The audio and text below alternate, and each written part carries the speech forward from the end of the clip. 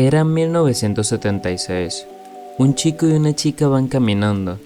La lluvia caía sobre las calles solitarias, y ellos dos presuntamente enamorados. Ellos solo conversan, a lo que él le dice: con lluvia este camino sería otro camino, este bosque otro bosque. A lo que ella, que se le ve algo nerviosa y que va tomada del brazo del chico, asiente, y él le dice: ¿de verdad tienes miedo a la lluvia? A lo que ella responde: si estoy contigo, no.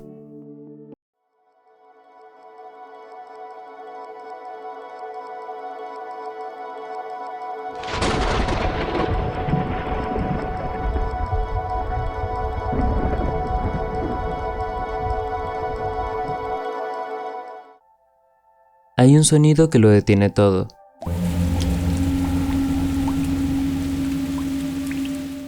Un ritmo ancestral que no pertenece al reloj ni al calendario. La lluvia no es solo agua cayendo, es la pausa que el mundo necesita. Es un velo que cae sobre el mundo disolviendo colores y revelando sombras que el sol nunca nos permite ver. Cuando llega la lluvia, el mundo se convierte en una escena de cine negro. El agua se extiende sobre el pavimento. Los edificios pierden sus contornos definidos. Todo se vuelve borroso, incierto. Para algunos esto nos obliga a retirarnos, a buscar refugio tras un cristal y observar. Y es aquí donde la lluvia empieza su obra más sutil.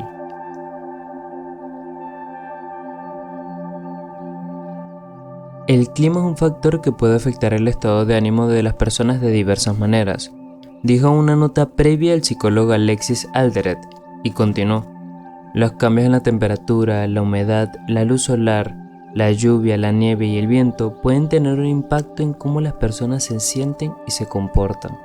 Es bastante común ver cambios de humor cuando llueve, como sentir tristeza o baja autoestima.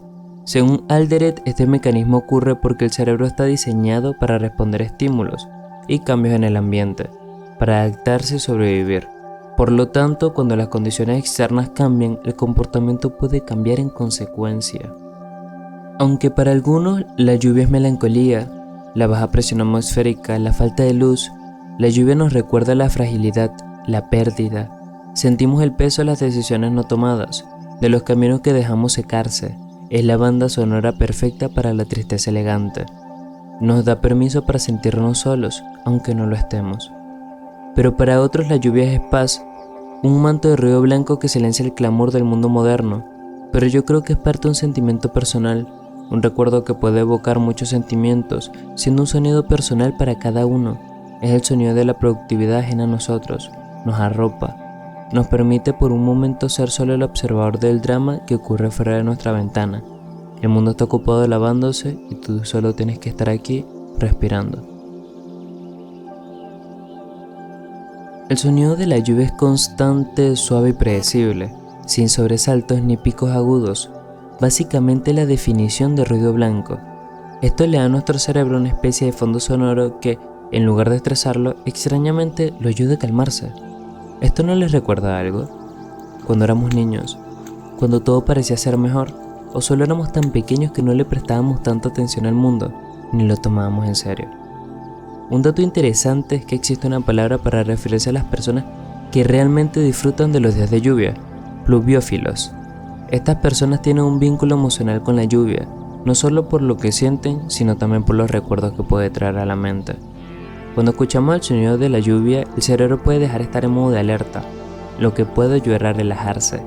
Pero va más allá, este sonido nos ayuda a mascarar otros ruidos, como cuando ibas en el auto y no quieres escuchar el tráfico, o cuando estabas en casa y había una conversación ruidosa que no quieras recordar, o tan solo cuando estabas contigo a solas y no quieres escuchar tu cabeza, y la lluvia se volvió un aliado.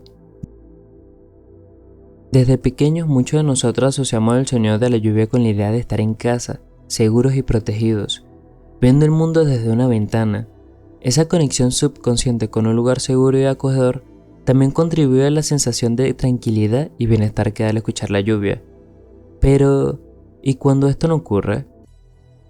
¿Y si nunca tuvimos paz o tranquilidad como para asociarlo con un lugar seguro o acogedor? Entonces, ¿con qué lo asociamos? Pensemos en la película Seven de 1995. Y si no la has visto y te gusta el misterio, búscala, puede que te agrade. La película no tiene sol, es un aguacero perpetuo que no hace sino enfatizar en que la ciudad está podrida y que el mal es inescapable. Esta lluvia no limpia, solo ensucia más, es la mugre que se resiste a ser barrida. Este diluvio constante actúa como una barrera física, impidiendo que los detectives Mills y Somerset vean la verdad con claridad y metafóricamente subraya la decadencia moral de la sociedad que están obligados a proteger. Cada escena empapada eleva la tensión y el sentimiento de claustrofobia, sugiriendo que el mal no solo está afuera, sino que se ha infiltrado en el mismo ambiente, y la lluvia volviéndose un medio para expresar este sentimiento. The poet Pablo Neruda wrote in his book, The Book of Questions, "Is there anything sadder in the world than a train stopped in the rain? The sadness is not only in the train, but in the absence it leaves behind."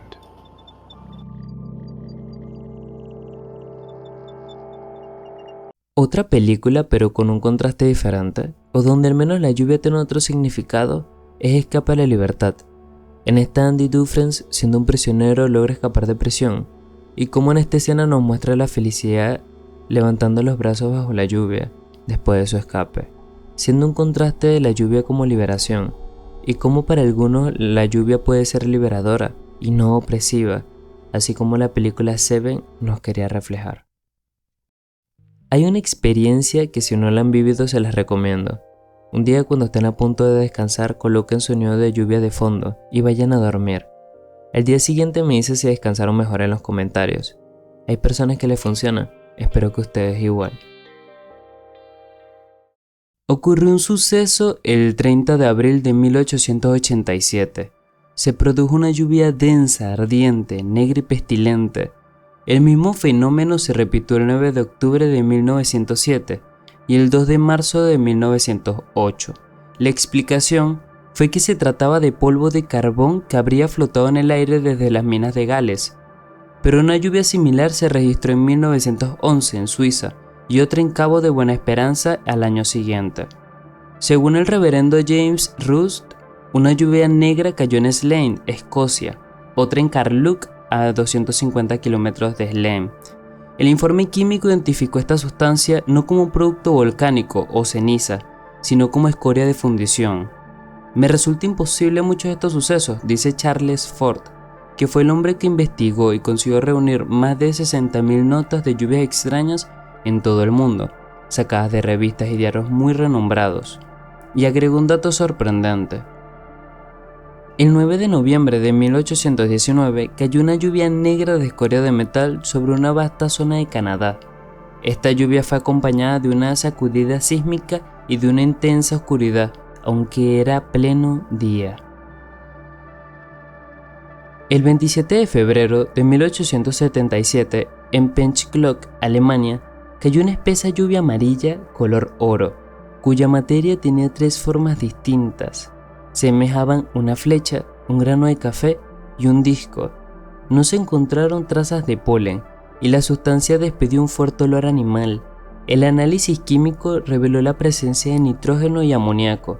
Charles Fort, en su obra El libro de los condenados, al hablar de esta lluvia dice: tal vez fueran símbolos jeroglíficos de alguien que intenta decirnos algo. Aunque existen múltiples casos de lluvias extrañas, con muchas formas o colores, para mí la lluvia es extraña en sí misma. Tan solo ver las historias, los sucesos en el mundo, cómo la lluvia ha reflejado desde todos los tiempos muchos significados, dándole cada persona por sus vivencias o tan solo por amor a algo tan natural como lo es la lluvia. No sé si conozcan el juego Rainworld, donde somos una especie de gatito evolucionado o alienígena y que estamos en un mundo apocalíptico. Acá la lluvia es diferente, es una lluvia opresiva. La lluvia es la muerte misma, un diluvio apocalíptico que llega en un ciclo aterrador, obligándote a buscar refugio bajo tierra, sintiendo el pánico de que el mundo exterior está a segundos de ser borrado por la fuerza del agua. Te sientes pequeño, vulnerable, y la lluvia es el juez final. El diseño de los sonidos es clave, El estruendo creciente de las gotas amplifica la ansiedad del jugador. Es una cuenta regresiva audible, una fuerza de la naturaleza que no puedes combatir, solo eludir, convirtiendo la supervivencia en una carrera frenética contra el reloj húmedo que es la lluvia en Rainworld. No había visto una lluvia más opresiva como la que tenemos acá. La lluvia tiene un vago secreto de ternura, algo de soñolencia resignada y amable. Una música humilde se despierta con ella que hace vibrar el alma dormida del paisaje, dice libros de poemas de Federico García Lorca. Y finalmente tenemos la soledad épica de Far. Conducir tu embarcación a través del mundo inundado, donde el oleaje y el viento fuerte y violento te golpean sin piedad. La lluvia aquí subraya el aislamiento del viaje, aunque acá no hay mucha tormenta, pero esta llovizna genera una calma tensa. Cuando estás reparando el motor o izando la vela bajo una llovizna suave, el contraste entre la paz interior del vehículo y la inmensidad gris y mojada del exterior intensifica la sensación de estar solo al final del mundo.